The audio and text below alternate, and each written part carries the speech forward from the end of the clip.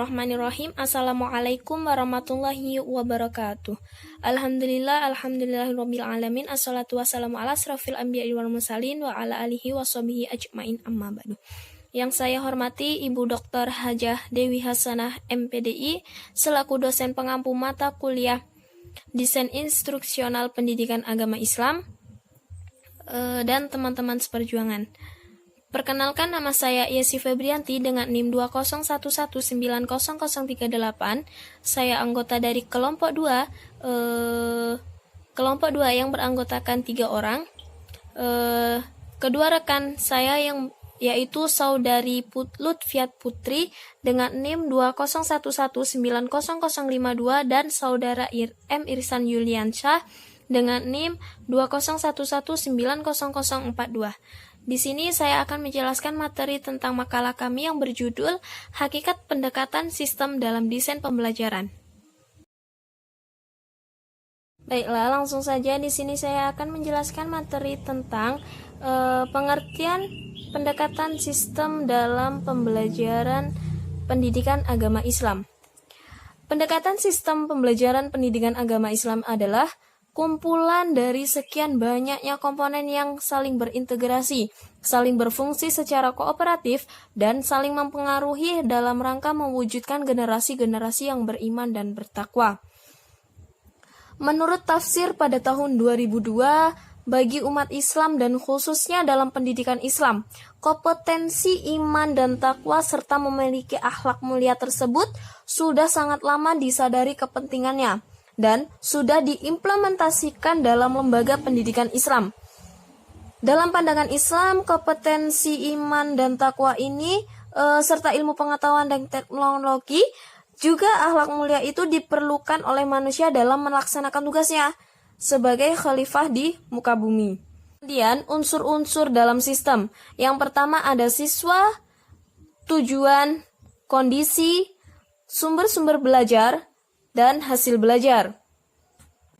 Ciri-ciri sistem. Nah, yang pertama ini setiap sistem harus memiliki tujuan. Yang kedua, setiap sistem harus memiliki fungsi.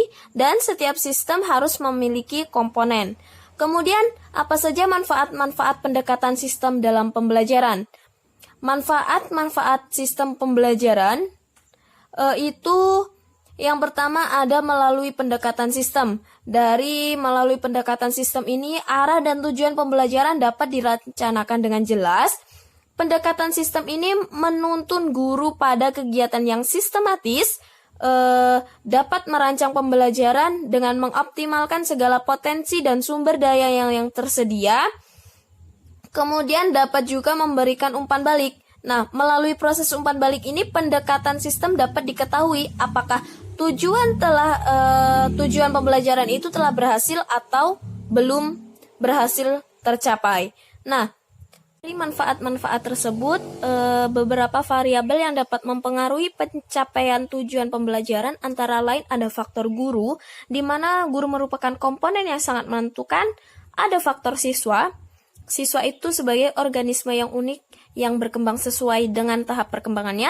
Kemudian ada faktor sarana dan prasarana. Nah, di sini segala sesuatu yang dapat mendukung pembelajaran secara langsung terhadap kelancaran proses pembelajaran. Yang terakhir ada faktor lingkungan. Dilihat dari dimensi lingkungannya, ada 2 faktor yang dapat mempengaruhi proses pembelajaran, yaitu faktor organisasi kelas dan faktor iklim sosial psikologis. Itulah tadi yang dapat saya sampaikan. Jika ada salah, saya mohon maaf. Kemudian untuk materi selanjutnya akan disampaikan oleh kedua rekan saya, yaitu Lutfia Putri dan M. Irsan Yuliansyah. Terima kasih. Wassalamualaikum warahmatullahi wabarakatuh. Bismillahirrahmanirrahim. Assalamualaikum warahmatullahi wabarakatuh. Sebelumnya perkenalkan, yang saya M. Irsan Yuliansyah. Saya sebagai pemakalah pada hari ini. Saya akan melanjutkan materi, yaitu materi yang C, yaitu aplikasi pendekatan sistem dalam pembelajaran PAI. Nah, langsung saja.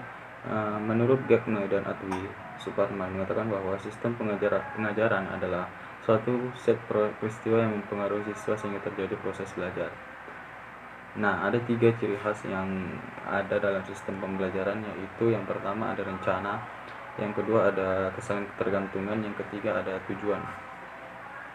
Yang mana rencana ini merupakan penataan internasional orang, material dan prosedur yang merupakan unsur sistem pengajaran sesuai dengan suatu rencana khusus sehingga tidak mengambang. Yang kedua ada kesaling tergantungan. Saling ketergantungan ini adalah unsur-unsur suatu sistem, merupakan bagian yang koheren dalam keseluruhan. Masing-masing bagian bersifat esensial, satu sama lain saling memberikan sumbangan tertentu, artinya saling berhubungan. Yang ketiga tujuan. Nah, tujuan ini adalah sistem pengajaran memiliki tujuan tertentu. The goal is the purpose for which the system is designed.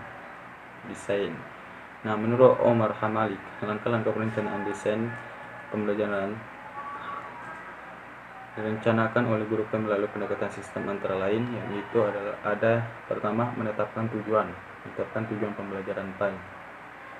Yang kedua ada namanya menetapkan strategi pengorganisasian isi pembelajaran PAI, itu materi menyiapkannya.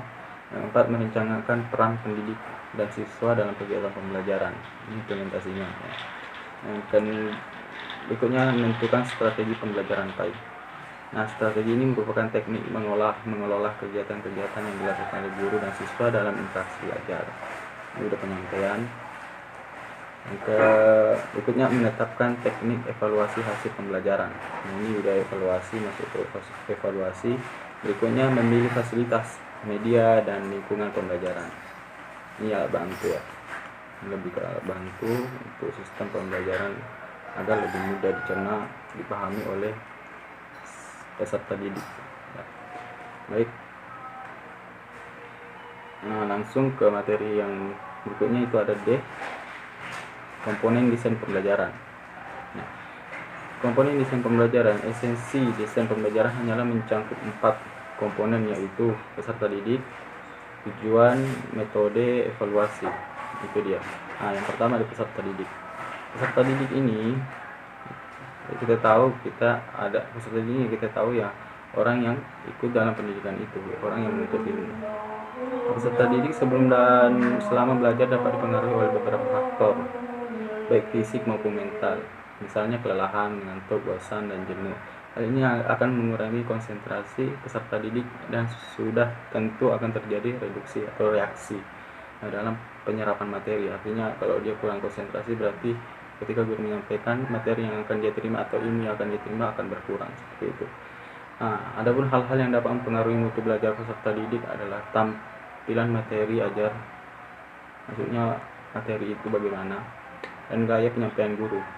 Ya, jadi penyampaian guru itu sangat penting. Penyampaian guru terhadap murid. Nah, mungkin itu yang dapat saya sampaikan. Lebih dan kurangnya saya mohon maaf. Saya akhiri, wabillahi taufiq. Assalamualaikum warahmatullahi wabarakatuh. Baiklah, bismillahirrahmanirrahim. Assalamualaikum warahmatullahi wabarakatuh. Perkenalkan, nama saya Lutfia Putri dengan NIM 2011900052. Baiklah, di sini saya akan melanjutkan penjelasan yang kelima dan keenam, yakni kelanjutan dari penjelasan yang telah disampaikan oleh saudari Yesi dan saudara Insan.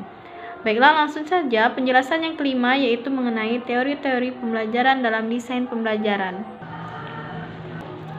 Terdapat beberapa teori belajar yang melandasi penggunaan teknologi atau komputer dalam sistem pembelajaran, yaitu yang pertama adalah teori behaviorisme, yaitu teori mengenai tinggi rendahnya motif yang dimiliki suatu individu yang dipengaruhi oleh lingkungan di sekitar manusia. Yang kedua adalah teori humanisme, yang mana keinginan untuk mengaktualisasikan diri atas keberhasilan yang dicapai, motivasi yang diinginkan oleh setiap individu, yang dibutuhkan dorongan dari luar dirinya, yaitu lingkungan yang selalu mendukung keinginannya untuk mencapai keberhasilannya. Yang ketiga adalah teori konstruktivisme, yaitu penekanan pokok pada konstruktivis ini adalah situasi belajar yang mana ia memandang belajar sebagai hal yang kontekstual. Baiklah, untuk pembahasan yang keenam yaitu mengenai model desain pembelajaran. Desain pembelajaran memiliki bermacam-macam model pembelajaran yang dapat dijadikan acuan. Adapun macam-macamnya yaitu yang pertama adalah Edracer dan Molenda, yang kedua adalah Escher, yang ketiga adalah model Dick and Carey, yang keempat adalah model Rothwell and Kazanas, yang kelima adalah model Andrew and Goodson, yang keenam adalah model Morrison, Ross and Kemp, yang ketujuh adalah model Gerlach and Elige, yang kedelapan ialah model Seals and Glasgow, yang kesembilan ialah model Sweet Regan, yang kesepuluh ialah model Diamond, yang ke-11 ialah model rancangan motivasional, yang ke-12 ialah model fokus kurikulum, dan yang terakhir yang ke-13 adalah model Gignes-Briggs. Baiklah, itulah yang dapat saya sampaikan. Kurang dan lebihnya saya mohon maaf yang sebesar-besarnya.